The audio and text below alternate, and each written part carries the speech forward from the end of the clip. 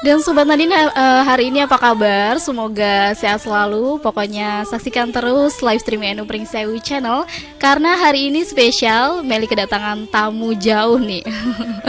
Tamu jauh yang nanti akan memberikan sedikit banyak informasi kepada kita. Untuk itu saksikan terus live streaming NU Pring Sewu Channel di halaman NU Pring Sewu Channel. Dan jangan lupa ajak teman-temannya ikut gabung di halaman NU Pring Sewu Channel. Edisi Rabu 20 Januari 2021 yang disiarkan langsung dari lantai 3 Gedung PCNU Pring Sewu, Jalan Lintas Barat kilometer 48 Gumukrejo, Pagelaran. Nah, Sobat Nadine, sebelum kita lanjut ngobrol, kita dengerin dulu hadrohan ya, hadroh dari HSN yang menang kemarin. Pokoknya Sobat Nadine ajak teman-temannya ikut gabung di halaman NU Pring Sewu Channel.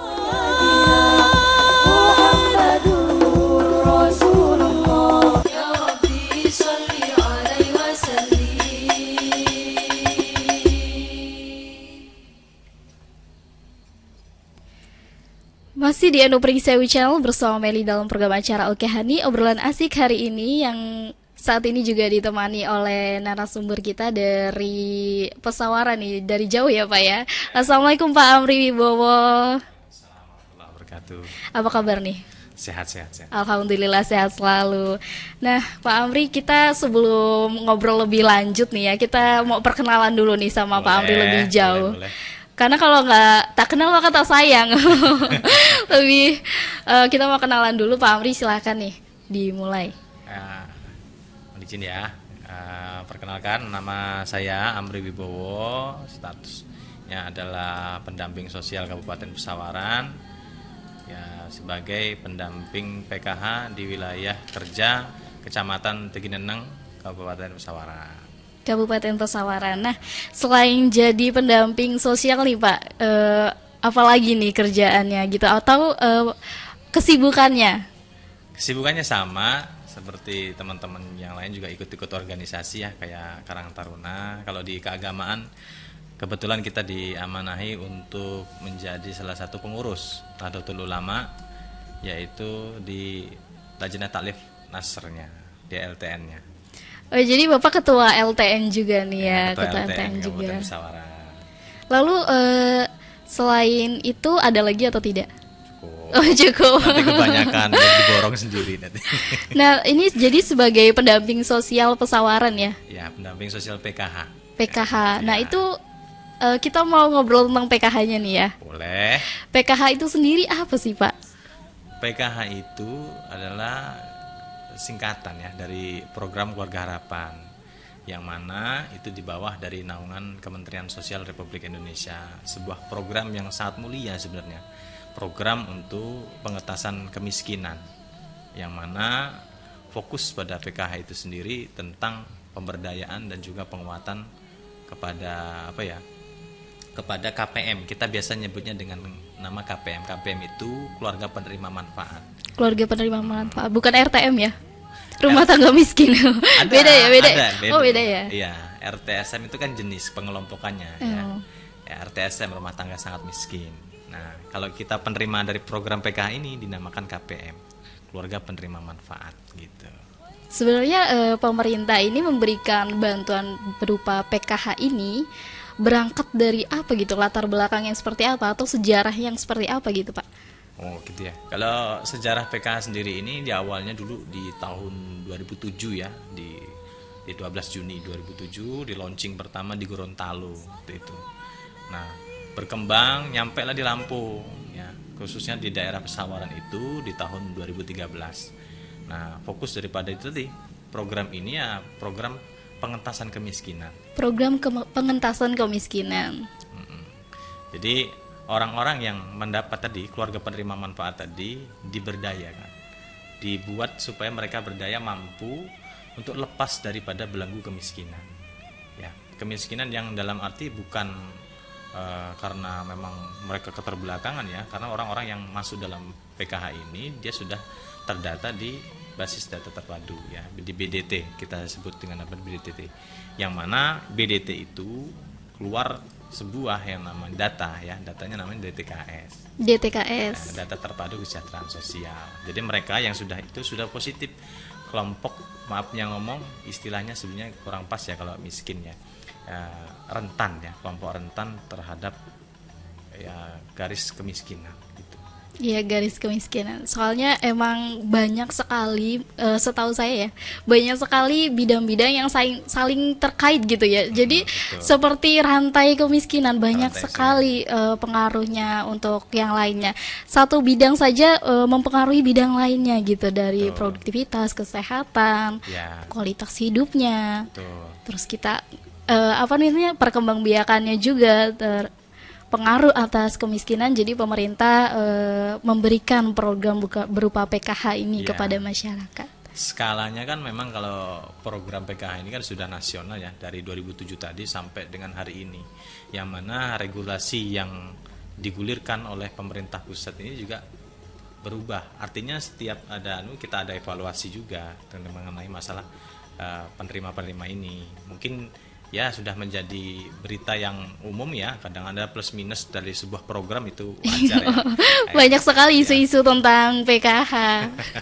Iya, plus minus. Tapi yang jelas kan kalau misalkan sekarang kita berganti menteri ya, yang tadinya Pak Juliari kita ganti Ibu Menteri sekarang, Ibu Risma. Nah, Ibu ini Risma.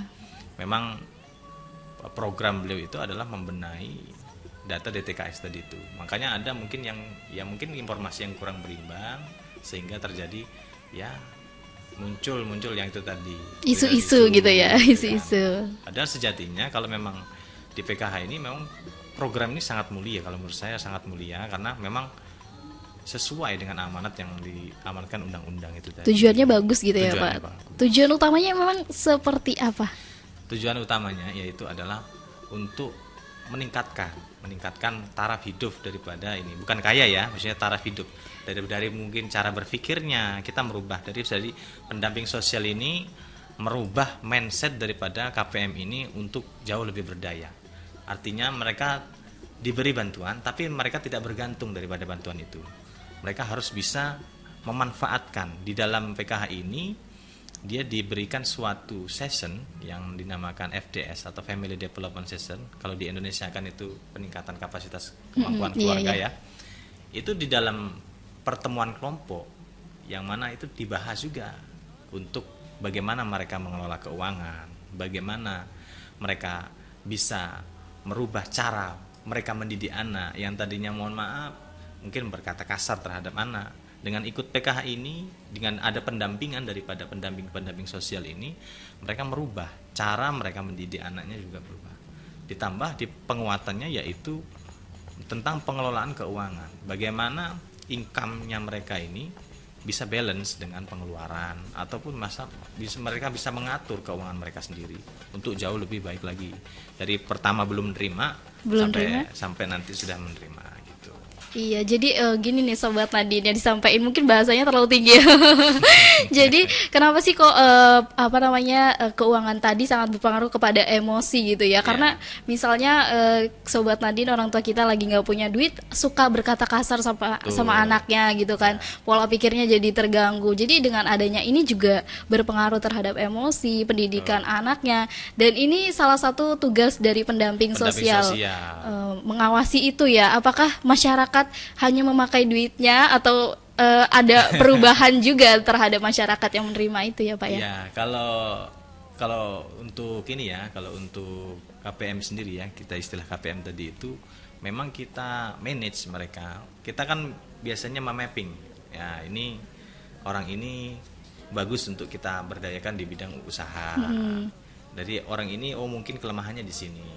Jadi kan sebelum mereka menjadi peserta PKH itu ada satu kegiatan yang dinamakan validasi. Validasi itu adalah proses pencocokan dokumen kenegaraan dan juga dengan realitanya, dengan realita keadaan mereka. Sehingga kita pendamping sosial ini door to door masuk ke rumah mereka, ya, otomatis kan kita tahu, si A ini seperti ini, dan kita bisa merumuskan treatment yang seperti apa untuk ketika masyarakatnya itu gitu.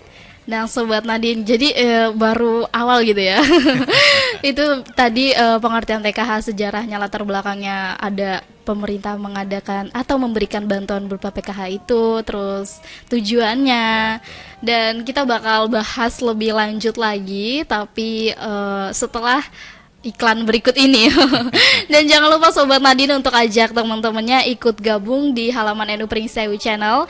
Dan juga terkait dengan PKH ini, program harapan keluarga harapan, yang ingin ditanyakan ke Pak Amri Wibowo sebagai pendamping sosial Pesawaran gitu ya. Kalau ada yang mau ditanyakan, silahkan banget langsung aja komen di halaman NU Pringsewu Channel. Nanti saya tanyakan langsung nih sama bapaknya. Karena ngomong sama narasumber gitu ya. Jadi beritanya memang pas gitu ya, pas. Nah, untuk itu Sobat Nadine, jangan kemana-mana.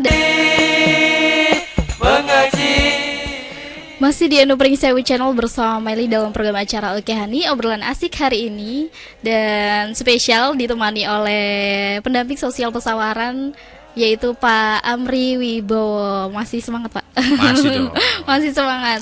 Udah ngopi. Udah ngopi. Sobat Nadine nih, belum yang belum ngopi pagi-pagi, silakan ngopi dulu. Yang belum sarapan dulu. Keburu siang ya, Pak. Nanti makannya bukan makan sarapan lagi, makan siang namanya. Jadi yang belum sarapan, silakan sarapan sambil menyaksikan atau dengerin live streaming NU Pringsewu Channel. Nah, kita lanjut nih, Pak. Terkait data tadi, data terpadu ya, DTKS DTKS ya, data terpadu kesejahteraan sosial. Nah, itu menyebabkan apa ya, itu dari akarnya, itu menurut saya akar dari sebuah permasalahannya. Nah, apakah tidak diupdate gitu, Pak? Kalau datanya diupdate, karena memang Bu Menteri sendiri memang sudah menginstruksikan kepada jajaran untuk mengupdate di daerah, karena itu data itu kan letaknya di daerah ya. Nah, di daerah, setiap daerah berhak mengupdate data kemiskinannya masing-masing. Sekarang juga di level desa itu sudah ada namanya operator 6NG, Sistem Informasi Kesejahteraan New Generation. Ya, dari mana RTSM tadi, orang yang tergolong masuk ke dalam RTSM tadi bisa didaftarkan di aplikasi 6NG itu, sehingga dia nanti bisa punya ID gitu, ID dari masuk ke dalam DTKS. Jadi diupdate terus ya, mungkin. Tapi ada kriterianya ya, nggak semua orang masuk gitu. Apa tuh kriterianya? Nah, iya, dia harus masuk ke dalam kriteria yang digambarkan di Undang-Undang 13 tahun 2011 itu tentang penanganan fakir miskin. Di situ poin-poinnya jelas diteruskan di situ. Nggak semua orang saya share daftar aja untuk masuk di TKS, nggak bisa. Di situ sudah ada aturannya. Di situ sudah ada aturannya yang sesuai di situ ya. Tapi mungkin di luar sana banyak masyarakat yang belum tahu apa sih kriteria yang sejatinya. Apakah harus mempunyai anak sekolah gitu? Ya. Kalau PKH sendiri ya itu punya 3 komponen untuk menjadi peserta PKH. Yang pertama harus masuk DTKS dulu, ya. Masuk DTKS dan juga miskin, itulah ya yang kalimat utama yang kuncinya itu ya, miskin ya. Masuk DTKS dia punya 3 komponen ya, salah satu dari 3 komponen ini. Yang pertama komponen kesehatan ya, yang kedua komponen pendidikan ya, dan yang ketiga kesejahteraan sosial. Ini dibagi ya, 3 komponen ini dibagi. Kalau pendidikan itu ada anak SD, SMP, SMA. Nah, ini sebut 3 ini ya. Kalau kesejahteraan sosial itu ada lansia, disabilitas. Oh gitu. Nah, dari orang-orang lansia ini juga ada kriterianya. Lansia itu usianya harus 70 tahun ke atas. Jadi lansia 70 tahun ke atas ya, Pak. 60 belum dapat ya. Terus disabilitas juga ya memang dari lahir, bukan karena mohon maaf kecelakaan terus dia jadi disabilitas, itu belum bisa dikategorikan seperti itu. Yang berikutnya adalah ibu hamil, ya kesehatan ya, ibu hamil dan juga anak prasekolah. Misalnya balita gitu, dia masuk ke dalam kategori itu. Jadi kalau misalkan peserta PKH bisa dipastikan dia masuk dari punya 1 di antara 7 ini gitu. Jadi dia masuk gitu ya, bisa menerima bantuan itu. Keywordnya ya sudah masuk DTKS itu tadi, sehingga dia berhak untuk menjadi calon KPM PKH gitu. Kalau DTKS-nya sendiri itu emang dari daerah yang lembaga-lembaga atau pemerintah desanya yang survei atau mengajukan, atau memang dari pemerintah turun langsung? Jadi sekarang desa ini diberi kewenangan untuk mengelola data kemiskinannya sendiri lewat aplikasi 6NG itu. Yang mana tentunya operator desa dan juga kepala desa juga harus paham tentang regulasi tentang itu yang tertuang di Undang-Undang 13 tahun 2011 tentang penanganan fakir miskin. Kalau mereka memahami itu, ya di situ juga tidak bisa ya kita main asal-asal saja, karena di pasal 40 juga ada ancamannya loh. Ada ancaman barang siapa yang memalsukan itu ada dendanya, ada juga pidananya di situ. Jadi memang sudah ada regulasi yang kuat, dan juga tentu tidak bisa sembarangan orang-orang masuk ke dalam aplikasi yang sangat-sangat riskan ya kalau kita main-main dengan itu. Datanya kalau memang pada realitanya, tapi sekarang masih banyak yang ya mungkin kalau sekarang informasi-informasi yang itu bisa kita defense ya dengan adanya pemutakhiran data itu, karena kan sekarang lagi digenjot habis nih tentang pemutakhiran data itu. Jadi data-data itu memang daerah disanksi nantinya. Atau saya pernah lihat itu di Kemenku itu mengatakan daerah yang tidak memutakhirkan DTKS akan kena sanksi kan gitu. Makanya sekarang programnya gencar-gencar memutakhirkan DTKS ini. Gitu ya Pak ya. Jadi memang Sobat Nadine mungkin ada yang mendapatkan gitu ya, yang Sobat Nadine lagi menyaksikan, mungkin tetangganya yang mendapatkan ataupun juga yang mendapatkan itu bisa diperhatikan gitu ya. Apakah benar gitu realitanya seperti itu? Kalau tidak bagaimana? Kalau di PKH sendiri ya, memang PKH itu kan memang nggak bisa daftar, maksudnya tidak bisa daftar. Kalau misalkan punya berkas setumpuk terus dibawa ke dinas sosial gitu, Pak saya daftar PKH, tentu tidak bisa, karena kewenangan itu kan sekarang dipulangkan ke desa untuk mengelola data kemiskinannya. Nanti kalau sudah ada itu, nanti ada SUPA itu ada surat panggilan untuk calon peserta PKH. Kalau mereka sudah dipanggil dari itu, langsung diterbitkan dari Jakarta. Jadi bukan pemerintah daerah yang menerbitkan itu. Jadi dari Jakarta dikirim lewat aplikasi. Kita ini para pendamping sosialnya dibekali sama aplikasi namanya EPKH. EPKH. EPKH itu untuk mengurusi tentang terkait data-data daripada KPM itu.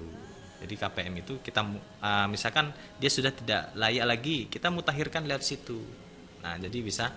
Kalau seandainya ada proses namanya graduasi, nanti kita bahas ya. Graduasi itu proses penghentian dari kepesertaan PKH itu, baik secara alami maupun secara mandiri gitu. Jadi ada graduasi, nanti kita mau bahas itu ya Pak ya. Siap. Dan ini yang telah bergabung di halaman Enu Pringsewu channel, kita mau bacain komennya. Boleh. Ada dari Gus Hasbi atau Ilah, Assalamualaikum warahmatullahi wabarakatuh. Waalaikumsalam. Mantap Enu Pringsewu channel, narasumbernya juga mantap, semoga bermanfaat. Amin. Lalu mau tanya, kriteria penerima PKH itu warga yang seperti apa dan data itu diperoleh dari mana? Tadi sempat udah dibahas ya. Sudah dibahas tadi. Yang jelas kalau mau jadi peserta PKH dia harus masuk dulu di DTKS. Ya, masuk basis data terpadu ya. Nanti kalau seandainya dia memang dikategorikan layak, nanti akan muncul surat SUPA itu tadi lewat aplikasi kami. Namanya sudah ada, tempat tanggal lahirnya, lengkap ya Pak ya, SUPA-nya surat panggilan gitu ya. Dan anggota keluarganya pun sudah tercantum di situ gitu. Karena kok ada warga tidak mampu yang nggak dapat bantuan PKH ini katanya. Mungkin belum didaftarin aja kali ya sama pendamping atau bagaimana? Kalau mendaftar itu sih sebenarnya lebih ke, karena di desa tadi lebih biasanya kan mereka di desa itu ada namanya kesra ya, kasih kesra, kesejahteraan rakyat ya. Itulah yang ngurusin tentang data kemiskinan yang ada di desa itu, dikelola oleh dia dengan operator desanya. Jadi kalau misalkan ada proses di PKH ini, jumlah pesertanya nggak lebih dari 10 juta se-Indonesia ini. Oh iya gitu, jadi ada batasan juga ya. 10 juta ini dia tidak akan menambah Kalau berkurang iya, tapi kalau nambah enggak. Misalkan 10 juta ini baru mau dia akan bisa masuk lagi ya anggota yang baru itu kalau dari 10 juta ini ada yang mengurang. Mengurang gitu. dengan proses yang namanya graduasi tadi itu. Jadi kalau dia ada graduasi kan ngurang nih. Nah kami ini para pendamping sosial ini sekarang ditargetkan 30%. Dari misalkan saya mendampingi, sekarang saya mendampingi 378 ya. Nah dari 30% itu dipresentasikan untuk di tahun ini siap untuk digraduasi. Graduasi itu sebuah proses penghentian kepesertaan, baik secara dia habis kategorinya. Dari kan tadi ada 7 nih. Iya. Nah misalkan anaknya udah nggak sekolah lagi, ya udah SMA udah lulus nih. Udah lulus semua itu otomatis gitu. dia putus graduasi secara alamiah. Tapi ada juga yang by design, yang memang pendamping ini melakukan pendekatan, misalkan dia yang tadinya nggak punya usaha, dengan adanya pendampingan ini kita ajari mereka tentang tata kelola keuangan, ya kan? Terus dia bisa menyisihkan daripada apa yang dia dapat itu untuk modal usaha, sehingga dia menjadi pribadi yang lebih baik lagi. Ekonominya gitu ya, lebih mampu ya. Lebih mampu, sehingga dia memutuskan mantap untuk graduasi. Di tahun 2020 kemarin itu kan ada istilah dari kementerian itu tahun graduasi. Nah Lampung alhamdulillah ada 2 pendamping yang diundang Direktorat Perlindungan dan Jaminan Sosial Kementerian Sosial itu 2 orang. Ya. Yang pertama dari Lampung Selatan teman saya namanya Pak Salamu, yang kedua saya dari Pesawaran untuk ngikutin ya perkembangan terkait kebijakan ini di Jakarta waktu itu. Itu dipanggil langsung oleh kementerian gitu. Wow. Salah satu kebanggaan. Tapi yang jelas kan kami dipanggil itu karena satu poin yang sama, yaitu graduasi itu tadi. Jadi kami mengajak, kalau saya itu mengajak 134 orang dari dampingan saya. 134 itu saya ajak untuk lepas dari kemiskinan. Itu kan membutuhkan ya tenaga satu jelas ya kan, yang kedua otak yang kita harus putar terus nih. Bagaimana yang cocok untuk ini apa, untuk ibu ini apa yang cocok ya, apa pendampingan usahanya tadi, atau bagaimana yang sudah punya usaha kita approve gitu loh, kita naikkan lagi supaya dia bisa lepas gitu. Akhirnya muncullah angka 134 itu tadi. 134 itu tadi alhamdulillah ya menjadi. Saya juga diundang kemarin untuk podcast juga di kementerian, di Linjamsos, untuk berbicara tentang itu. Bisa menggraduasi 134 itu Alhamdulillah karena memang biasanya orang miskin itu gitu ya. Orang miskin itu membutuhkan orang lain juga gitu untuk keluar dari jeratan itu. Jadi sangat butuh pendampingan sosial ini. Betul. Karena memang mereka mungkin tidak menyadari kemampuannya apa gitu. Jadi ini Bapak juga lebih arah mendampingi ya, mendampingi bukan. Karena pendamping PKH ini kompleks. Jadi semuanya juga tempat mereka bertanya, curhat gitu kan. Dari sampai semua ya, pendamping ini kompleks. Ada mungkin yang sempat itu kartunya hilang. Jadi permasalahan terkait semuanya, PKH semuanya gitu ya. Semuanya itu didampingi oleh pendamping sosial. Ada juga yang memang kadang sampai ke mungkin rumah tangganya ya. Bagaimana saya punya anak ini. Ada dia punya komponen anak sekolah nih. Ngomongnya dari rumah berangkat gitu. Tapi cek sekolah nggak ada. Ada proses di tempat kami ini, proses memvalidkan itu data itu dengan namanya Verkom, verifikasi komitmen. Jadi kami ini datang ke sekolah-sekolah untuk mengecek anak yang dapat PKH ini nih ya, apakah benar gitu kan. Karena harus 80% gitu ya, dari kehadiran yang ada di sekolah itu kami cek dari absensinya, kami komunikasi juga dengan gurunya. Nah, ini salah satu langkah juga untuk sebenarnya memutuskan kemiskinan. Jadi di PKH itu ada jenjang, Mbak ya. Jadi jenjang. Kayak kami pendamping sosial. Pendamping sosial ini di atasnya ada namanya koordinator kabupaten atau Korkap ya. Dalam ini Korkap saya Pak Iskar ya. Halo Pak Iskar. Halo Pak Iskar, mungkin yang sudah menyaksikan ya. Pak Iskar Esos dengan itu. Di atasnya Pak Iskar itu ada namanya koordinator wilayah. Ya, Pak Slamet Riyadi, SIP MIP, itu Korwil. Korwil kami ini koordinator wilayah. Di Lampung ini ada 2 ya. Ada 2 koordinator wilayah dan saya ketemu dengan Pak Slamet ini. Pak Slamet ini punya nawacita yang bagus terkait program pengentasan kemiskinan lewat jalur pendidikan ini. Salah satunya beliau punya program namanya GAK, ya, Gerakan Ayo Kuliah. Gerakan Ayo Kuliah. Gerakan Ayo Kuliah. Jadi anak yang sudah kelas 3 ya, SMA lulus biasanya kan, ini ada pendampingan dari pendampingnya untuk melanjutkan taraf yang lebih tinggi. Kadang-kadang kan biasanya mohon maaf sekali ada kebayangan takut, ini kebayar enggak? Iya. Kan gitu. Mau kuliah Yang takut biayanya takut gitu biayanya ya. gitu. Dengan adanya terobosan baru Gerakan Ayo Kuliah ini, dengan sendirinya kita ini memompa ya para anak-anak KPM ini untuk yakin sama diri mereka bahwasanya udahlah bisa Bisa gitu. dan terbukti memang nggak cuman kuliah aja, mereka juga bisa berprestasi di perkuliahan. Dibuktikan dengan ada yang masuk perguruan tinggi itu dengan jalur bidik misi loh.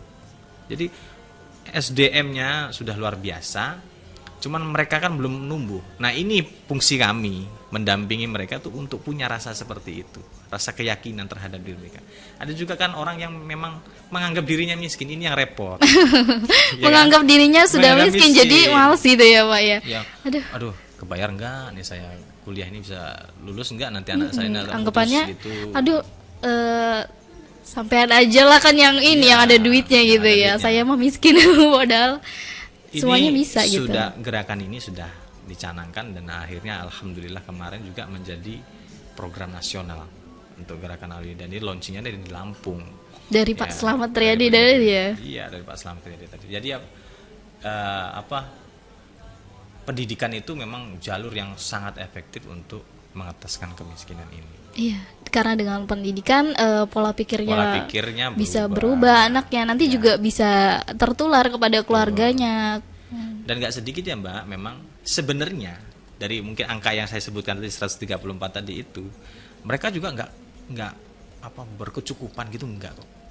Tapi memang mungkin kalau bahasa saya itu sentuhlah dia tepat di hatinya. Gitu, ya. Kalau orang itu kan sudah hatinya udah kena, ya kita udah sentuh dia pas di hatinya, dia akan merasa bahwasanya terhadap dirinya dia ada keyakinan yang kuat sehingga dia mampu lewat dari zona nyaman dia. Iya benar. Ya kan. Jadi kalau dia biasa kehidupannya ya biasa-biasa aja, tapi dia Pak saya sekarang punya usaha ini gitu. Walaupun usahanya kecil-kecilan gitu ya. Jadi ibu mantap graduasi. Ya mantap Pak.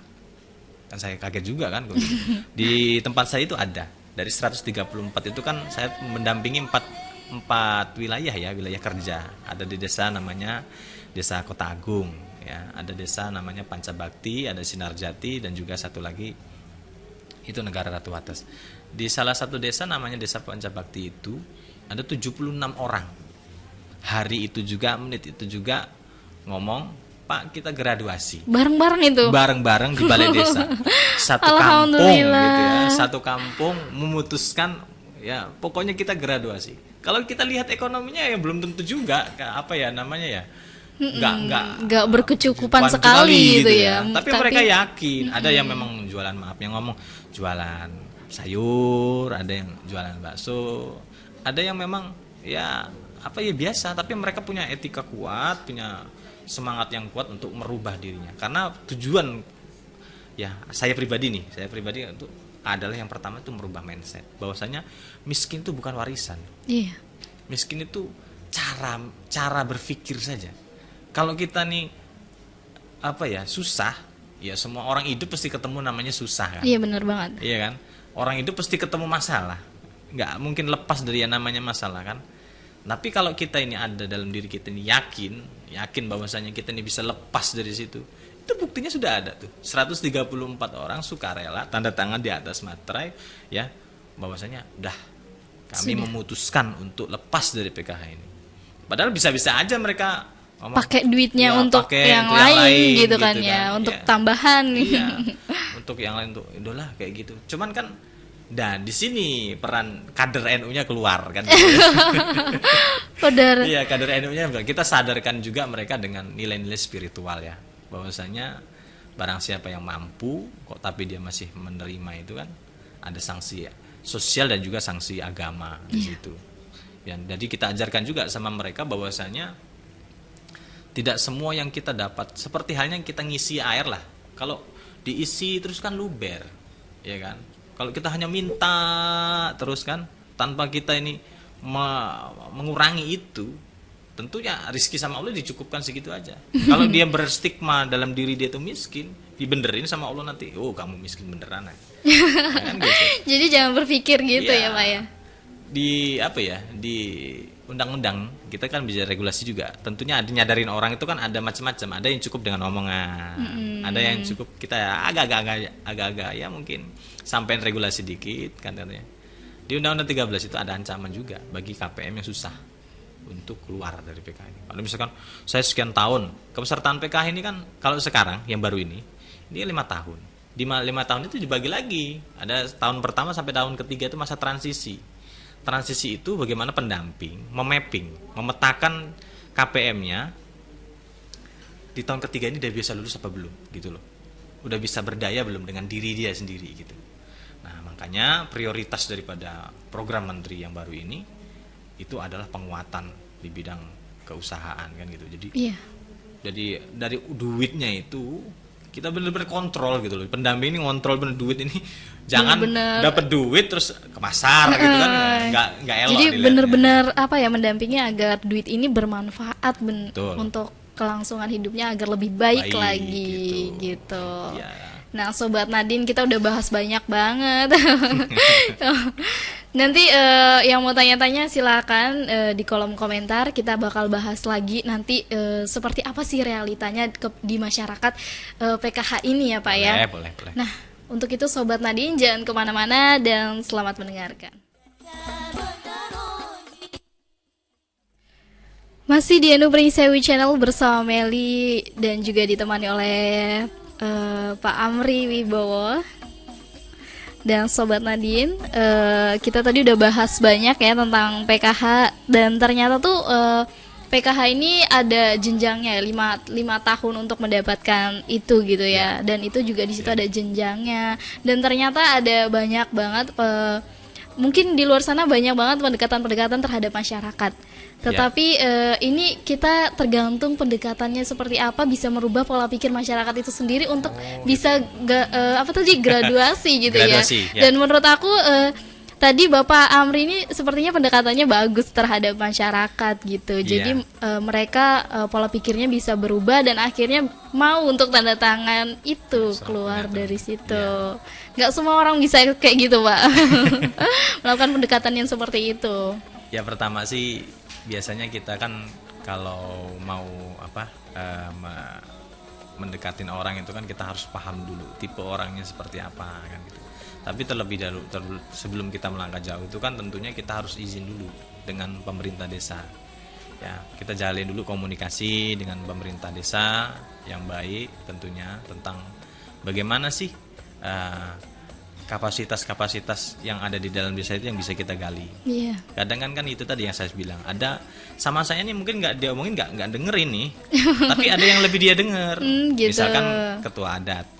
Dia biasanya masyarakat desa lebih mendengarkan ketua adatnya gitu, patuh gitu ya. Patuh. Ada lagi yang nggak dengar dengan ketua adat, tapi dengan pemuka agama dia mau mendengarkan, kan dia lebih taat kepada ustadzahnya. Jadi dia lebih lebih nyaman dia omongin seperti itu. Tapi terlebih itu kita itu banyak terpaku terhadap sebuah mindset aslinya tuh. Kalau orang-orang itu kebanyakan mindsetnya yang harus memang benar-benar kita ubah dulu. Karena merubah mindset juga nggak instan, betul-betul tahapan-tahapan yang memang butuh pemikiran mendalam untuk itu. Kadang kan ya kompleks ya. Ya itu tadi kita lihat petain dulu. Ada yang memang mohon maaf sekali kayak ada yang disabilitas. Ini kan orang yang ada di dalam kategorinya disabilitas ini, dia biasanya kan murung, kecil hati gitu. Berkecil hati gitu, kecil hati karena nggak bisa ngapa-ngapain, gitu. Melihat orang lain bisa. Jadi kita intens ya, home visit. Kadang kita home visit, kita besarkan hati dia, ya kan, besarkan hati dia bahwasanya semua orang itu diciptakan punya kekurangan dan kelebihan masing-masing. Bener banget. Ya nggak semua orang terus maafnya ngomong sekali fisiknya kurang itu terus dia tidak bisa berkarya kan gitu. tidak bisa menjadi pribadi yang lebih baik lagi. Nah, ini kita stimulan terhadap mereka untuk berikan sebuah motivasi untuk menjadikan mereka yang lebih baik lagi gitu. Iya benar. Jadi banyak juga disabi yang di luar sana malah lebih hebat dari orang yang biasanya gitu. Dan terus tadi sempat Bapak ngomong juga yang masyarakat mindset tentang apa ya, kemiskinan, bahwa mereka sebenarnya sudah bisa atau masih belum, sebenarnya masih kecukupannya biasa saja gitu, masih jual sayur jual bakso. Nah itu sebenarnya bukan miskin kalau memang dia sudah bisa apa ya, berani untuk melangkah membuka usahanya sendiri. Menurut aku sih bukan miskin. Ya miskin bukan keturunan, miskin tidak juga diwariskan kan gitu sih.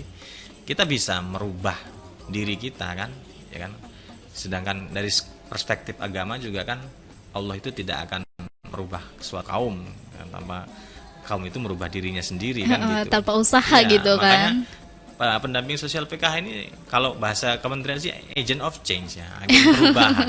Sama seperti milenial mahasiswa, agent of change. Jadi agen perubahan. Merubah ya bukan merubah yang tadinya miskin jadi kaya gitu, enggak. Gitu. Tapi kebanyakan masyarakat mungkin yang tidak mentas-mentas di situ karena belum kaya-kaya terhadap duit itu kali. Iya, jadi dapatkan duit itu. Ada ya orang yang memang kita tahu mungkin ada sebagian ya punya aset ya. Di dalam bisnis proses PKH ini ada namanya pemutahiran. Setiap 3 bulan sekali ataupun ya sekali waktulah kita mutahirkan. Kalau misalkan kita lihat secara ekonomi dia sudah jauh lebih baik, kita rekomendasikan dia untuk graduasi. Ya kan?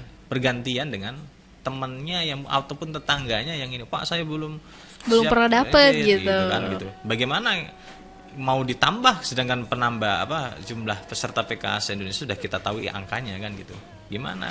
Ya tentunya kita dengan proses memberi edukasi kepada mereka tentang graduasi ini. Graduasi ini penting sekali kalau menurut saya. Kesuksesan sebuah program itu adalah daripada outputnya. Iya. Dan outputnya ini graduasi itu. Kita kan kebanyakan sekarang ada yang dikatain PKH nggak tepat sasaran, iya, segala macam seperti itu ya. Tapi sejatinya kalau kita memang benar-benar sekarang sudah digenjot sekali datanya diperbaiki, banyak kok. Tahun ini teman-teman kita ini udah banyak mau graduasi juga. Dari kan misalkan dia mampu. Sekarang sangat mudah sekali bagi pendamping ini. Teman-teman pendamping juga nggak usah khawatir kalau kita sudah punya PDSC. Kalau di tempat kami namanya PDSC, pendataan sosial ekonomi. Iya, PDS. Jadi punya sendiri ya datanya. Punya senjata.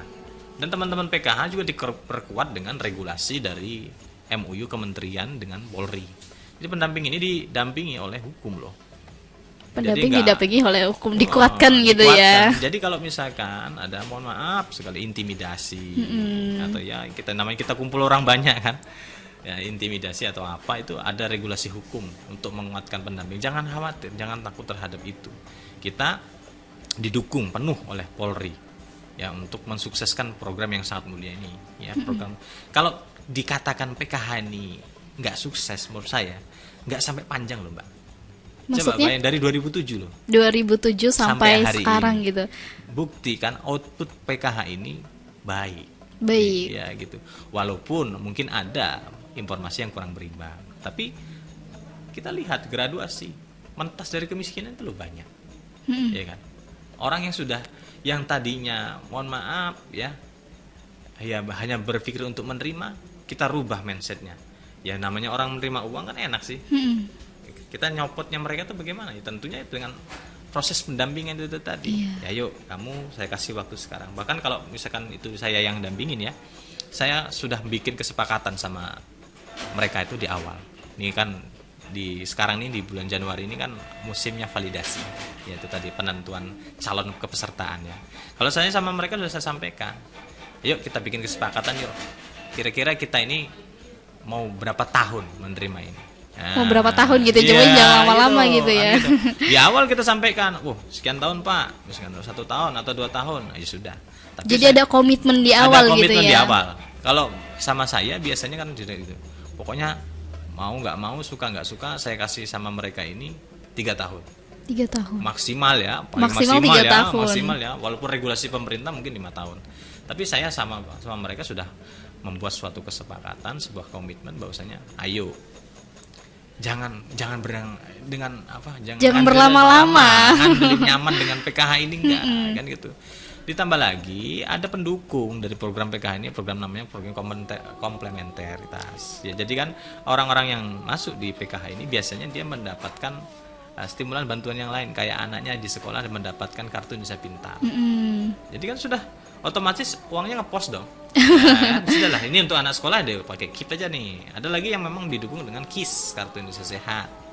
Ya, belum lagi KPS dan yang lain-lain lah. Nah, jadi bagaimana? Ya tetap dengan cara kita rubah dulu pola pikirnya. Jangan berpikir kita ini miskin gitu loh. Kalau kita mikir kita ini miskin beneran, ada janji Allah tadi itu jadi miskin beneran. Ya. Miskin secara arti saya nerima aja. Allah, ini kan duit pemerintah. Nah, itu perilaku miskin. Itu tuh Pak, yang ini kan punya pemerintah, kalau bukan kita untuk siapa lagi gitu. Ya. Jadi mereka berbondong-bondong untuk mendapatkan hak, menurut mereka ya hak yang harus mereka dapatkan gitu. Iya, padahal kalau seandainya ini saya gambarkan sama KPM saya. Setiap hari kalau seandainya kita ini berpikir timbal baliknya saja. Seandainya ibu yang menerima PKH ini sekarang di posisi orang yang nggak menerima PKH, saya balik begitu. Yang nyaman dengan PKH ini dia nggak mau lepas misalkan. Sedangkan posisinya sama Allah misalkan dibalik gitu. Bagaimana kalau ibu yang merasakan yang tidak dapat itu? Kan kasihan gitu Kan ya. kasihan. Dia merasa kesentuh banget gak sih kesentuh. gitu. Dan akhirnya dia apa? Ya sudahlah Pak. Memang waktunya kita bergantian. Sudah gantian kita gitu. harus bergantian dengan yang lain. Ya gantian kan gitu. Nah, ditambah lagi kan memang ya yang saya sampaikan tadi, banyak cara kalau kita itu mau merubah mindset. Banyak Ya, caranya. ya, banyak Pendekatannya cara. tuh banyak Pendekatannya banget. banyak. Ya, makanya Kementerian Sosial ini dengan punggawa-punggawanya yaitu para pendamping sosial ini intens sekali, Sekali. untuk mendampingi KPM semua hal, Mbak. Dari misalkan mohon maaf ya, Iya. sampai KTP-nya hilang, yang ngurus pendamping loh. Oh, jadi sedetail itu gitu Detail ya itu. pendamping ngurusin Iya. gitu. Belum lagi kalau keblokir. Keblokir kalau- kartunya iya, gitu. Ada misalkan ya, nah kejadian itu kartu ATM-nya tertelan. Dan kartu ATM PKH ini kan tidak sama seperti bank yang lain gitu. Ada ya kartunya merah putih, dimasukkan tertelan seperti itu karena mesin ATM-nya mungkin bermasalah ya. Kan keblokir. Dan Iya. kita juga nganter. Jadi ikut ngurusin Ikut pendamping. ngurusin, Pak di mana kartu saya keblokir. Ada yang aneh-aneh lagi tuh, misalkan dia naruh kartunya di dompet ya, tahu-tahu ke kedudukan gitu. Kedudukan patah. Itu juga pendamping, ya kan. Terus lagi banyak yang ya sampai mungkin kalau seandainya pendamping itu lebih intens lagi, dia dengan sendirinya nggak usah kita harus bertanya, mereka akan bercerita tentang bagaimana lika-liku hidup mereka dan kita bisa merekomendasikan cara terbaik lah dengan Untuk itu gitu ya. Nah ini nih Sobat Nandin yang perlu digarisbawahi tadi yang disampaikan Pak Amri. Sebenarnya ada batasan dari pemberian PKH itu. Jadi kalau misalnya tetangganya Sobat Nandin ada yang dapat terus ngajuin kok nggak dapat gitu ya. Mungkin memang dari 10 juta itu belum ada yang berkurang. Jadi belum dapat itu tetangganya. Jadi bisa gantian gitu. Programnya kan gini ya, jadi sudah positif, setiap pendamping itu kan ada target tersendiri. Ada target tersendiri Iya, untuk menggraduasi daripada masyarakat dampingannya, atau KPM-nya gitu ya. KPM-nya. Jadi kalau saya bisa membantu orang terlepas dari pola pikir itu suatu kebanggaan untuk diri saya. Iya pribadi. bener banget. Karena kan apa ya, nggak gampang loh Ngerubah orang, merubah mindset orang ya, gitu nggak kan. gampang merubah orang itu kan. Ada juga yang kadang mungkin sempat ya, dulu itu pernah saya juga sih mengalami ya dimarah. Jadi ini suaminya diterima, suaminya kurang menerima gitu ya, terkait kenapa kok istri saya mundur gitu. Padahal istrinya mau. Padahal istrinya mau tapi kan gitu. suaminya Nggak mau. nggak terima. Ya kan gitu. Terus kita sampaikan. Ya, itulah kenapa pengurus PKH ini yang punya rekening itu perempuan. Oh gitu. Iya. Iya, yang setiap punya itu perempuan ya. Biasanya dia perempuan. Kalau pun laki-laki biasanya karena mungkin yang perempuan meninggal ataupun ada lain hal ya, permasalahan yang lain hal. Biasanya makanya itu lebih lebih enak kita mendekati mereka itu dengan pendekatan persuasif dengan segala macam.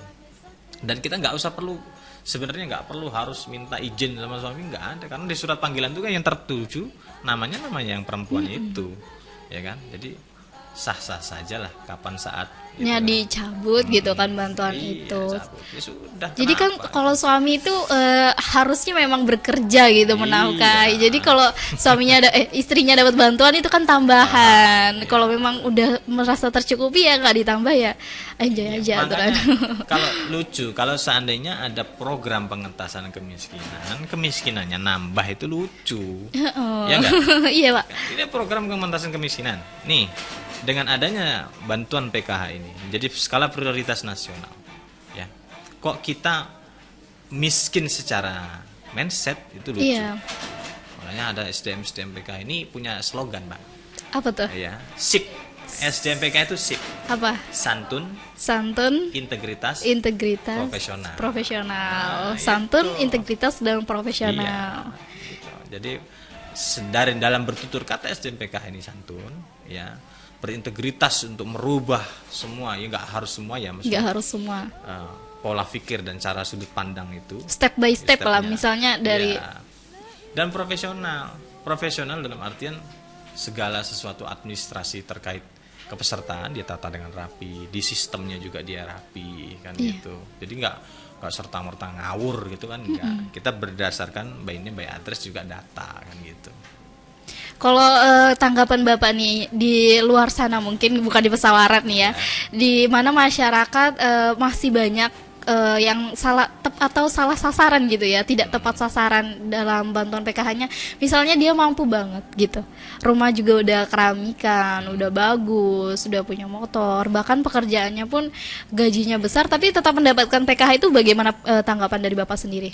Kalau saya ya untuk pendampingnya ya segera bikinkan, disampaikan lewat form PDS itu tadi bukti-bukti bahwasanya memang yang bersangkutan itu sudah tidak layak lagi menerima PKH. Kan di situ ada di PDS itu pendataan sosial ekonomi itu tidak boleh dipalsukan loh, Mbak. Dia amanatkan di Undang-Undang 13 2011 itu pasal 42 ini, barang siapa yang memasukkan itu ada ancaman pidananya 5 tahun. Jadi mereka itu bertanda tangan apa yang kepemilikan aset mereka itu dari mulai LPG, ini detail loh.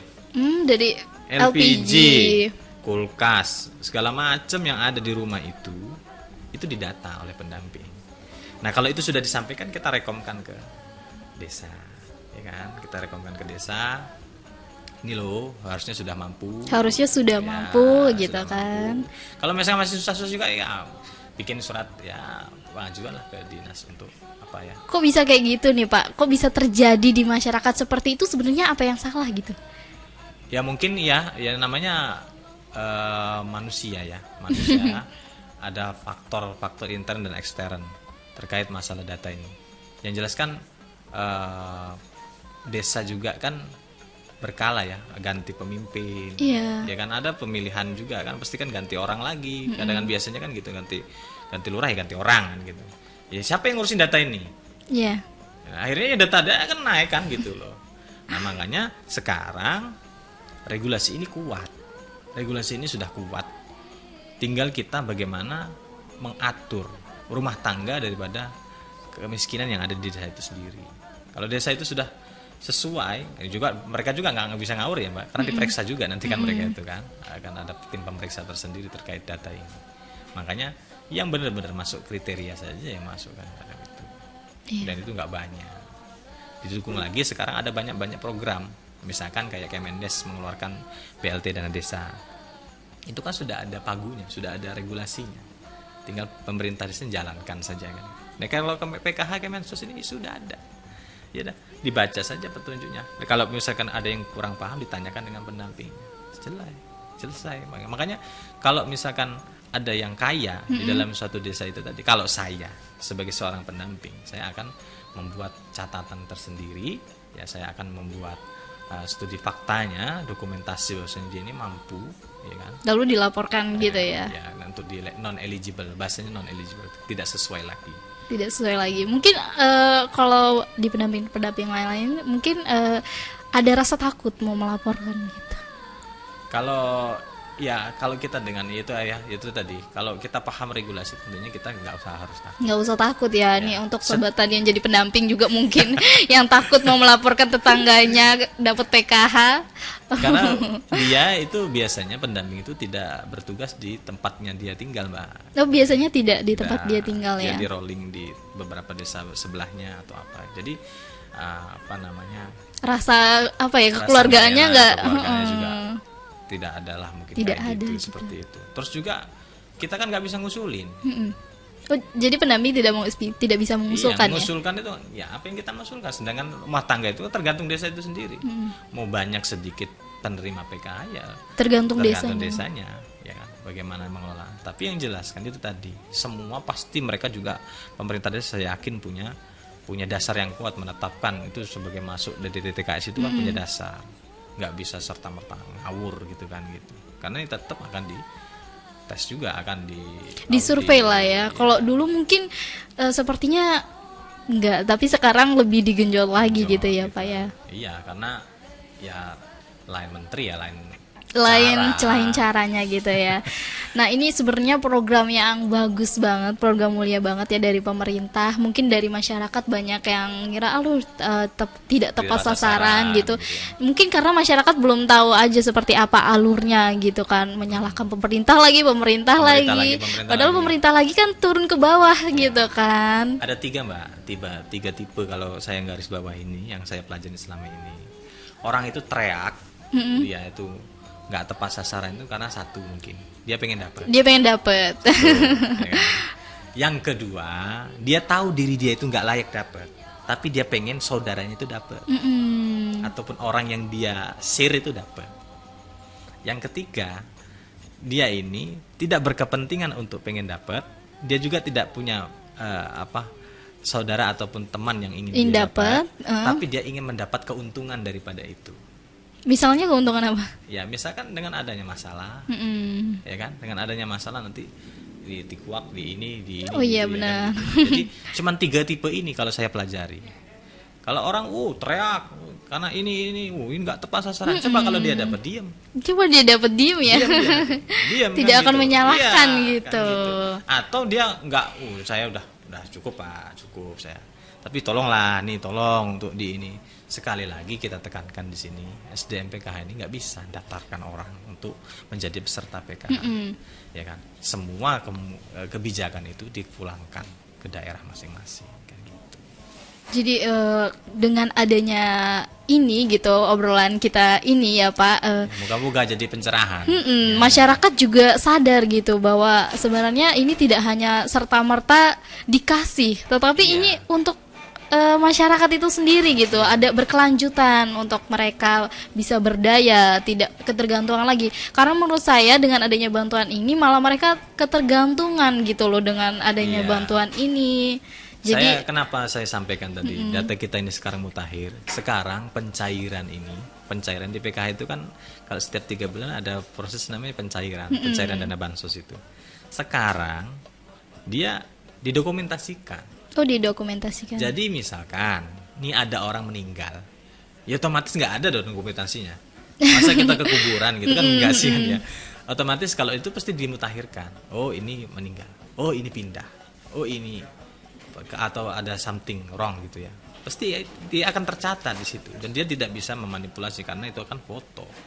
Ya bukti otentik gitu. Jadi kalau ada yang teriak mungkin nggak tepat sasaran, yang kayak mana? Ada kan begini Mbak, dilemanya nih kami jadi pendamping nih kadang gini. Itu rumahnya keramik, punya motor. Iya. Gitu. Padahal dia nggak lihat yang di dalam situ itu ada orang yang cacat. Yang kita bantu kan jiwanya. Coba kalau dia disuruh tukeran, dia punya rumah, dia punya motor gitu, tapi dapat karunia anak yang seperti itu. Atau dia kelihatannya mungkin secara fisik rumah dia bagus, tapi mohon maaf ya saya ada KPM saya itu yang Rumahnya bagus gitu ya. ya rumahnya dikatakan ya karena lakinya itu tukang kuli dia tuh jadi punya duit ditempelin di rumah. Iya kuli itu punya duit ditempelin, istrinya itu tukang jahit, jadi ditempelin di rumah dia nggak ngebangun apa usaha lain itu enggak. Jadi punya duit ditabung untuk rumah segala macam. Tapi di situ tuh dia nggak ngerti bahwasanya di dalam ada yang teriak gitu ya, oh itu nggak tepat sasaran, rumahnya udah bagus kayak gitu. Dia nggak ngelihat, orang ini nggak ngelihat bahwa di situ anak dia itu punya anak 2 mbak, kena kanker darah. Gitu. Lah yang ngerti seperti itu siapa? Kan pendamping. Iya kan? Anak itu loh, ini ternyata ada sakit. Ketika kita dialog dengan orang yang ngomong tadi itu, coba Bapak tukeran dengan dia, mau nggak? Baru dia ngerti. Kan gitu. Sadar. Jadi tidak serta-merta melihat fisik secara dari luarnya ya, aja gitu ya. Harus kita lihat juga. Ada kan orang yang rumahnya mau rubuh, ternyata asetnya dia luar biasa banyak. Luar biasa. Mau nggak share bikin kebunnya aja. Banyak gitu ya, sawahnya lebar. Penghasilnya, cuman dia nggak pengen aja bangun rumah gitu. Ya, iya, makanya ada di sebagian wilayah itu yang namanya labeling ya. Labeling itu proses ya, dicap gitu rumahnya, diberi tanda atau diberi stiker bahwasannya dia ini penerima PKH. Penerima PKH. Gitu. Untuk menjadi tanda lah, supaya harapannya ada yang orang yang nggak malu tadi itu, yang miskinnya mindsetnya tadi masih mindset miskin, mau mundur dengan adanya labelisasi itu. Mau mundur ya? Iya, tapi juga memang efektif sih. Memang ada banyak dari wilayah-wilayah itu yang nggak maulah saya lah, masa rumah saya ditempelin kayak ginian. Iya, sempat gitu. trending Pak di Facebook juga ada kayak gitu kan. Mungkin langsung mundur orangnya. Langsung mundur. Pak, saya graduasi langsung. Saya graduasi aja lah kayak gitu. Masa saya di ini bener kan gitu. Apalagi kalau kalimatnya ini, tapi kan ya, direktorat ya. Menurut saya efektif juga seperti itu. Nggak boleh juga Mbak sekarang ngasih stigma miskin. Mohon maaf nih, kita gitu. kan gini. Orang yang orang yang mampu tadi, mungkin dia akan malu ya. Tapi bagaimana bagi mereka yang memang sudah kayak seperti itu keadaannya? Apakah mereka bakal malu juga gitu? Bukan, anaknya ngelihat stempel itu setiap hari. Ya Allah, aku anak orang miskin. Oh gitu. Secara psikologis mempengaruhi loh yang kayak gitu. Iya banget. Iya kan? Saya anaknya orang susah. Terlabel, dan itu dia lalui setiap hari gitu. Dilalui setiap hari, belum lagi dia berinteraksi dengan teman-temannya, nanti bakal pengaruh. Makanya ada kami dirubah dengan nama istilah prasejahtera. Itu kalau menurut saya lebih manusiawi. Kalau miskin, ada yang mau nggak setuju, saya lebih setuju miskin. Iya. Tapi bayangkan dampak panjangnya gitu. Iya. Jangan langsung kita ngasih stigma seperti ini harus seperti ini, enggak. Jangan juga seperti itu. Kita harus pikirkan juga dampak-dampak yang kan gitu. Ya, jadi dalam pemerintahan ini, dalam melakukan sebuah keputusan, memang prosesnya lama karena memperhatikan dampak ke depannya tuh seperti apa gitu ya. Nggak serta-merta langsung. Nggak serta-merta langsung. Just, gitu kan. Iya. Kita juga harus memperhatikan sisi kemanusiaan. Sisi manusiawinya juga ada. Karena kan itu tadi ya, humanis, kita ini juga sebagai SDM-nya harus humanis. Harus humanis. Jangan kita memaksakan bahwasanya ini dengan cara yang tidak layak, karena kita ini memang dididik untuk menjadi seorang pendamping ya. Namanya mendampingi apa problematikanya daripada KPM ini, tentunya kita harus sama mengerti kan gitu. Dan kita tahu diri kok, pendamping ini nggak terlalu deket banget. Kalau biasanya kan orang terlalu deket tuh kan ada rasa nggak enak hati ya. Iya, rasa nggak enak hati, lagi cair langsung Pak saya ini biar ini interest. Tidak ada DPKH ini, tidak ada yang seperti itu. Dalam artian ya sudah, kalau memang tahun kepesertaannya berakhir ataupun dia sudah sejahtera dan pendamping ya ada hak lah untuk menggraduasi KPM-nya. Menggraduasi KPM. Karena mereka sudah menyatakan sebelum menjadi peserta, mau nggak kamu ikut dapat program ini? Kalau mau, kamu harus bareng-bareng sama saya menjadi pribadi yang lebih baik lagi kan gitu. Ya, kalau mau ya ayo, kalau enggak ya sudah. Kan tandanya mereka cuma mau menggunakan PKH ini sebagai alat untuk memperkaya diri kan gitu, kan nggak pas. Dan ini yang digunakan oleh masyarakat kebanyakan gitu ya. Insya Allah tahun ini enggak, Mbak. Tahun ini enggak. Udah rombak total pokoknya lah. Nanti gini, takutnya mau enggak gitu kan, ada komitmen.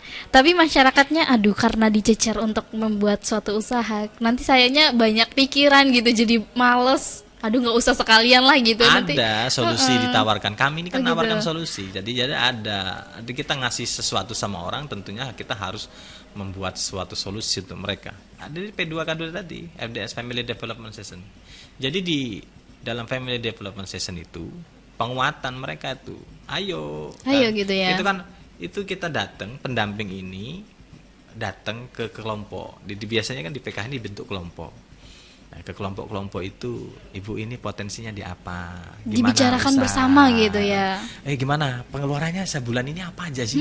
Pendapatan suaminya apa aja? Berapa? Yuk kita kalkulatorkan, kita kalkulasikan sama-sama. Loh, kalau ini untuk bayar sekolah ini cukup enggak?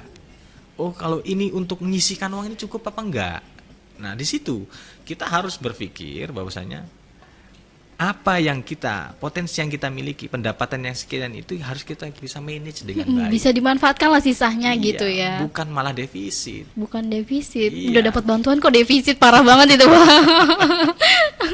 Biasanya itu kan terjerat dengan gaya hidup. Orang itu gitu. bisa menjadi susah kan dengan gaya hidupnya.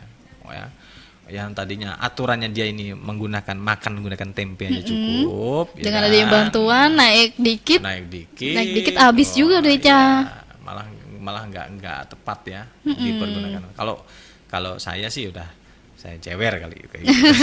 Jadi emang bener nih. Jadi perlu apa ya, pembinaan atau ngobrol bareng gitulah masyarakat. Tentunya seperti itu. Community development lah ya, pengembangan masyarakat secara bersama. Jadi masyarakat perencanaannya ikut. Perencanaannya kita tahu. Pelaksanaannya juga masyarakat aktif gitu ya. Jadi menikmatinya juga nanti. Ya apa? Saya nanamkan sama KPM saya ya. Kalau saya tanamkan sama KPM saya itu, jangan anggap ini tuh sebagai sebuah anugerah. Kalau dapat duit, ini bukan sebuah anugerah gitu kan. Tapi ini sebuah amanah yang mana ini nanti ada pertanggungjawabannya. Setiap apa yang kita dapat itu pasti akan dipertanggungjawabkan. Ya, baik dari sisi sosial dan juga religi Atau agama gitu ya. Kalau kita nggak sentuh di urusan yang itu, Mbak. Kebanyakan daripada kita ini kan ya udah situ tadi mikirnya duit pemerintah ini.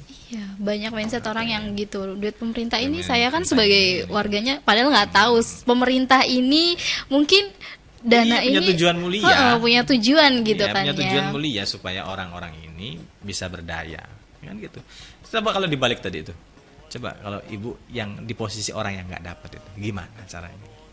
Pengen dapat, sedangkan ibu sekarang yang dapat aja kayak gini. Masih di zona nyaman, pengen dapat terus gitu. Kan gitu. Kalau makanya saya sudahlah. Ayo kita komitmen di awal. Kalau mau jadi peserta PKH sama saya ini, ayo kita komitmen di awal.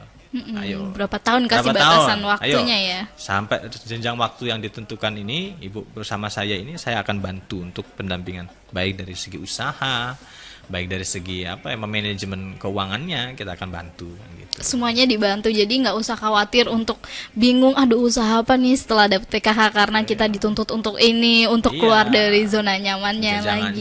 Jangan itu tadi, wah udah ini duit pemerintah, jangan gitu. Pokoknya jangan gitulah, hilangin mindset yang seperti itu. Nah, gitu Sobat Nadine, mungkin kita juga sebagai mungkin yang IPNU IPPNU milenial juga memberikan pengetahuan ini kepada masyarakatnya gitu ya, tentang graduasi juga, regulasi, terus pendapatannya, terus cara mendapatkannya tadi, kriterianya, terus data-datanya. Terus kenapa juga masyarakat yang mampu masih mendapatkan itu bisa dilaporkan juga tadi ya Pak ya. Nggak usah takut gitu kan, karena memang dan jangan salah melaporkan gitu ya. Jangan salah melaporkan, asal-asal melaporkan gitu, melihat juga kondisi di dalamnya tuh seperti apa gitu, nggak hanya melihat dari luarnya aja gitu ya Pak ya. Ya kita pokoknya objektif lah. Jangan ada faktor like dan dislike itu tadi, jangan. Maksudnya kalau kita cocok sama kita kalau emang nggak sepikiran sama kita, aduh ini laporin aja gitu. Itu tadi kebanyakan ada yang salah alamat ya. Daftar ke Dinsos pagi-pagi udah meruput ke Dinsos, ya nggak ada jalurnya. Nggak ada jalurnya ya. Ya, memang sekarang kan ke desa. Ya. Semua diberikan ke desa. Diberikan regulasinya kan ditaruh di situ untuk benerin datanya kemiskinan desanya masing-masing gitu. Nah, Sobat Nadine, banyak banget yang udah disampaikan dan kita mau break dulu dengerin Hadroh. Pokoknya Sobat Nadine, habis ini kita mau bacain komen-komen yang udah komen. Atau ada yang tanya, mungkin kita bakal kasih pertanyaannya ke Pak Amri, dan Pak Amri nanti bakal jawab. Pokoknya Sobat Nadine, jangan kemana-mana, dan kita mau dengerin Hadroh nih. Selamat mendengarkan. Lagi nih ngobrol bareng Pak Amri Wibowo terkait dengan PKH tadi ya Pak. Siap. Masih semangat Pak? Masih. Alhamdulillah, nggak kerasa Pak, udah mau 2 jam kita nemenin Sobat Nadine ngobrol. Enak bahasanya. Nah, Pak, ini nih, melihat program ini dari perspektif agama nih Pak, dari religiusnya ini gimana nih Pak? Bapak kan kader NU. Saya ingat kutipan Ketum PBNU itu, beliau mengatakan seperti ini.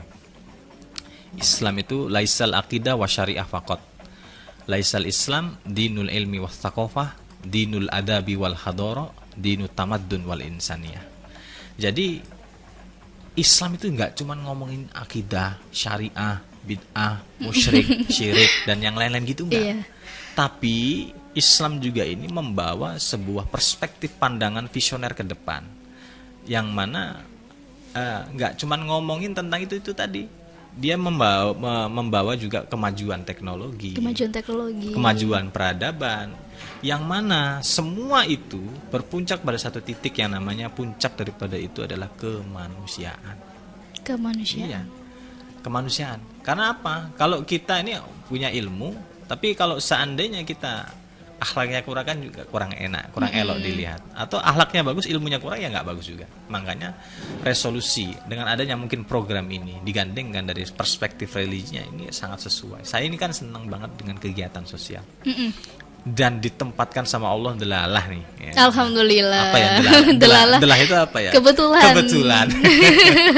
Kebetulan ditempatkan sama Allah ini di kerjaan yang seperti ini, yang sesuai dengan passion saya, keinginan gitu ya? Saya seperti ini ya.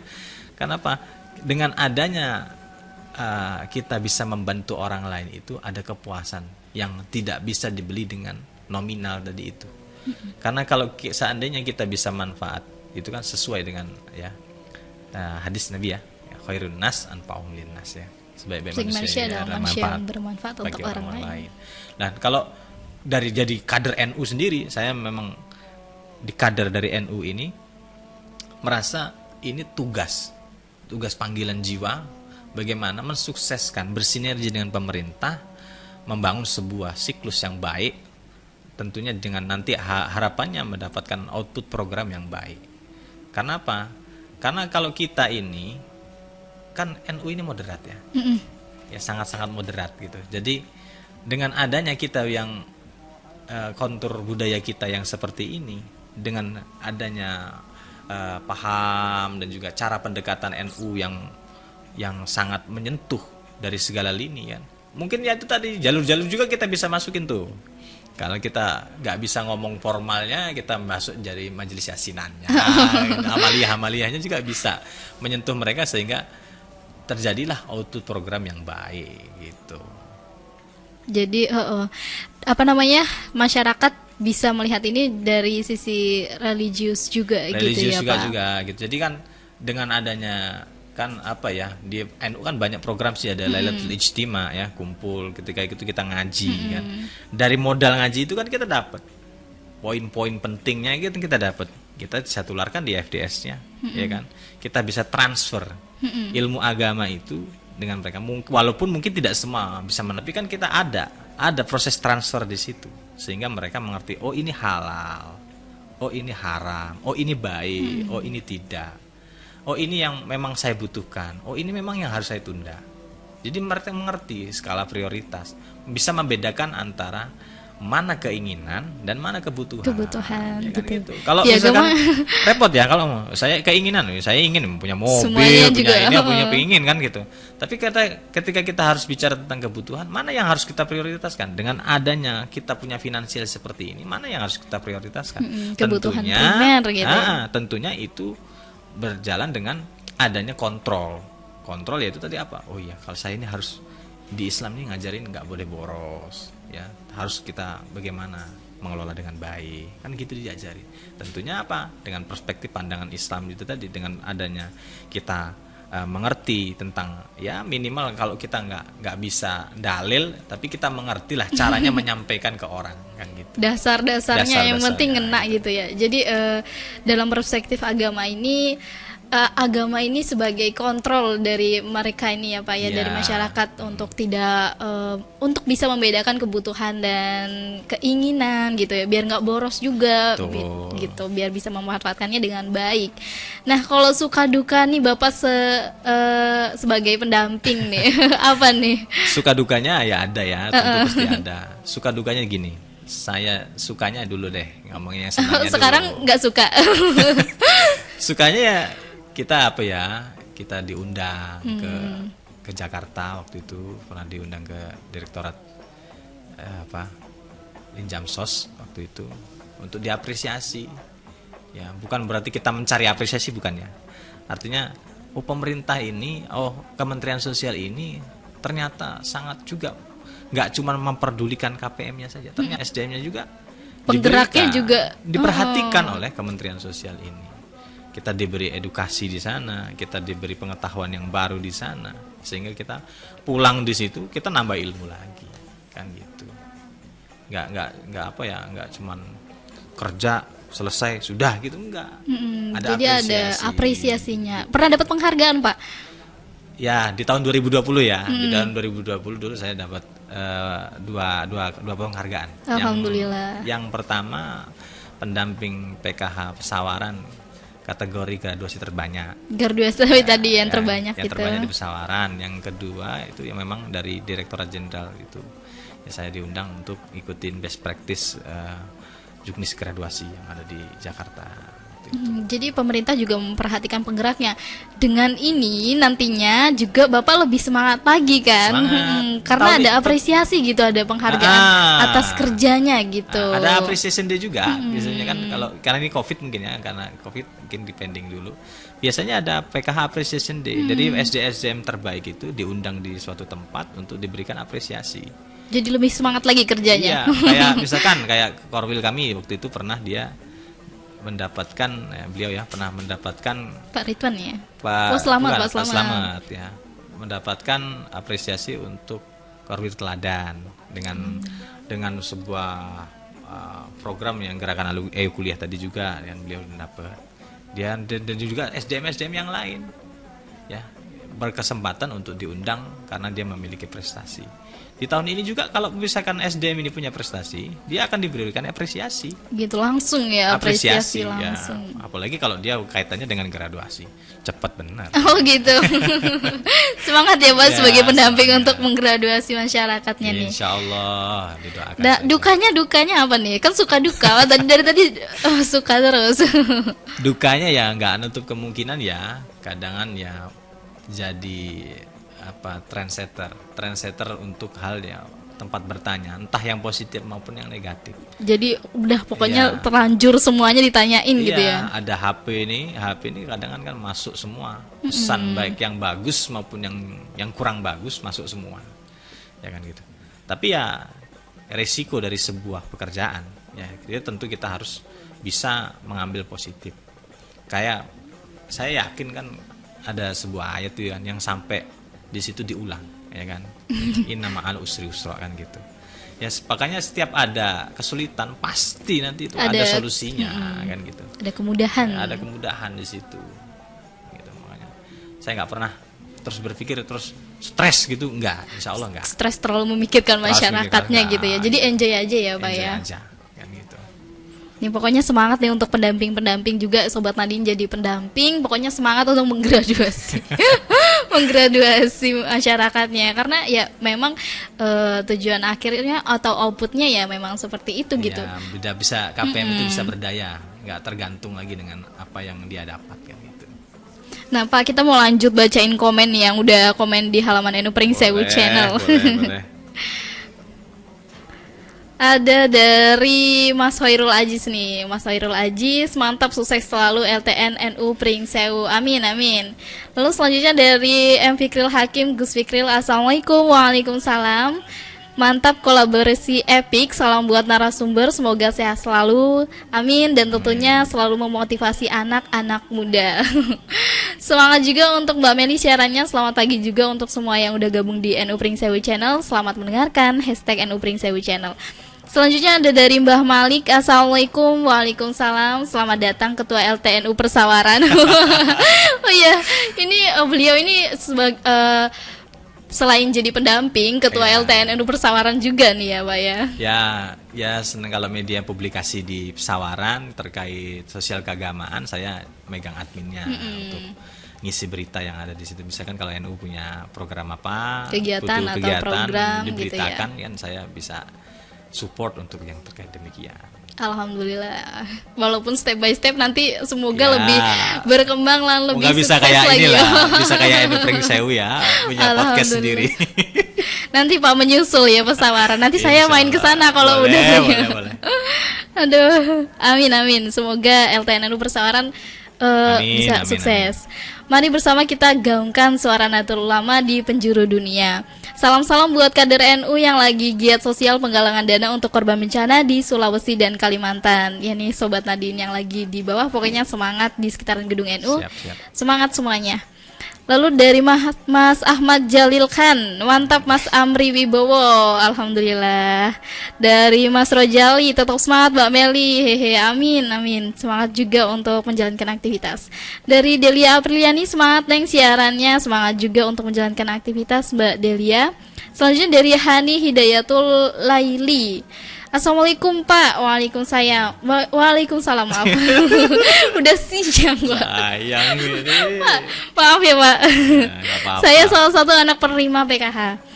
Nama saya Hani, asal Lampung Tengah, mahasiswi Winril. Jadi waktu itu ini paling anak GAK ini, Gerakan Ayu Kuliah. Oh iya. Jadi waktu itu kita pernah ada acara bersama anak penerima PKH seluruh Lampung. Bahkan Dinsos pun juga datang. Dan salah satunya adalah saya perwakilan dari Lampung Tengah. Masya Allah. Barakallah ya. Moga berkah lah ilmunya. Yang katanya waktu itu anak PKH yang mau diberi kuota gratis bagaimana ya Pak? Apakah ada kelanjutannya? Oh, itu ranahnya nanti kita komunikasiin ya. Dengan itu kan ada mereka ini, kalau anak Gerakan Ayu Kuliah ada satgasnya. Ada satgasnya sendiri. Satuan penggagasnya. Itu yang nanti dipromotori oleh Korwil kami. Kayaknya kota gratis ini merata deh Pak. Saya juga dapat kok. Gitu ya? Semuanya anak kuliah itu jadi nomornya ada kota gratis ya. gitu. Untuk daring ini ya. Untuk daring ini. Dan ada lagi nih, dan selanjutnya bagaimana terkait anak PKH yang akan belum mempunyai KIP kuliah, juga akan lebih utamaan untuk mendapatkan beasiswa di dalam kampusnya, bagaimana ya Pak itu? Mungkin yang mau kuliah nih Pak. Boleh. Nanti saya rekomendasi ini, kalau kaitannya dengan Gerakan Ayu Kuliah, itu kan ada pimpinan kita. Pimpinan kita Pak Korwil Pak Korwil Slamet Riyadi yang mau paham benar regulasi tentang ini. Tentang kuliah ini ya. Gimana nanti dia caranya pendekatan ke perspektif ke perguruan tingginya dan yang lain-lainnya, nanti kan beliau ini yang lebih memahami. Kalau kita menjawab, nanti kalau kita misalkan belum paham regulasinya kan kurang pas. Iya, menjawab nanti dituntut, gimana Pak ini katanya Bapak gini gitu kan. Enaknya nanti ngundang Pak Slamet aja, iya. Gitu, biar enak. Gitu. Lalu dari Pak Suwarno, semangat Mbak Meli siarannya, semangat juga untuk menjalankan aktivitas Pak Warno. Terus dari Ali Kaukaba JR, semoga amanah kepada rakyat yang belum menerima dan layak, amin. Lalu selanjutnya dari Zibran Masnun, assalamualaikum. Waalaikumsalam, mantap, sukses selalu, salam kenal, makasih. Terus dari Yosiwati, semangat Meli siarannya. Oke, semangat juga untuk Yosi untuk menjalankan aktivitas. Dah nggak kerasa Pak, kita udah 2 jam ya ngobrol ya. 2 jam kurang 10 menit. Nggak kerasa banget ngomongin PKH gitu ya. Ternyata banyak banget permasalahan di PKH ini yang sebenarnya ternyata bukan tidak permasalah, seperti itu. Bukan apa dong Pak? Belum terbuka saja. Belum terbuka. Ya, itu bukan sebagai sebuah masalah ya. Karena apa yang dinamakan masalah itu kan sesuatu yang tercipta, ya kan, yang memang butuh penyelesaian. Tapi kan memang sudah selesai. Kan gitu. Regulasi juga ada. Cuman kita nggak paham aja sehingga timbul masalah kan gitu. padahal sudah ada penyelesaiannya, penyelesaiannya, ya. kan Tapi gitu. dalam Pelaksanaannya mungkin karena kekurangan pemahaman ataupun, nah ini satu lagi yang mau saya pesan. Kebanyakan daripada orang saat ini itu hanya berkiblat pada media sosial. Iya Pak, benar. Orang-orang ini banyak berkiblat kepada media sosial. Apalagi lagi COVID gini, semuanya dari Tuh. media sosial kita dapat Nah. berita, informasi. Bahkan kalau kita lihat di Play Store ada aplikasi cara daftar VK. Gak ada itu. Apa? Di Play Store itu bisa kita download. Ada namanya cara daftar PK. Mana PK? Ya tetap tadi yang saya sudah sampaikan. Cara daftarnya seperti apa?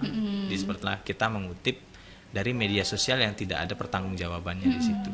Yang sudah jelas itu regulasi dari pemerintah, ya kan? Regulasi dari pemerintah tentunya itu akan diturunkan lewat jajarannya ke bawah. Dari Kementerian Sosial turun nanti ke Dinas Sosial. Itu yang harus kita pedomani, bukan kita ngacu sama ini media sosial. Siapa yang bisa tanggung jawab kalau itu bukan editan? Oh, nanti udah ngotot-ngotot ternyata Salah gitu ya. regulasinya, Udah kan gitu. malu duluan Iya, gitu. malu duluan. Ya kalau mending malu, kalau dipersoalkan nah, Kasus ya Pak ya. iya, kan gitu. Nah ini untuk Sobat Nadine harus juga pintar-pintar memilih platform atau media Ya. sosial yang terpercaya ya. Kalau kita berita ada NU online Pak ya. Ada yang online. Hmm, Kalau di PKH itu di pkh.kemensos.go.id. Di situ udah ada tuh. Kalau Di mau situ ada baca-baca berita-beritanya. berita regulasi tentang apa ada di situ. udah lengkap gitu ya. Udah lengkap dibaca di situ. Terus arah-arah kebijakannya kayak mana. Atau kalau di Instagram di Linjamsos ya, Linjamsos. Jaminan Oke, Sosial. ada.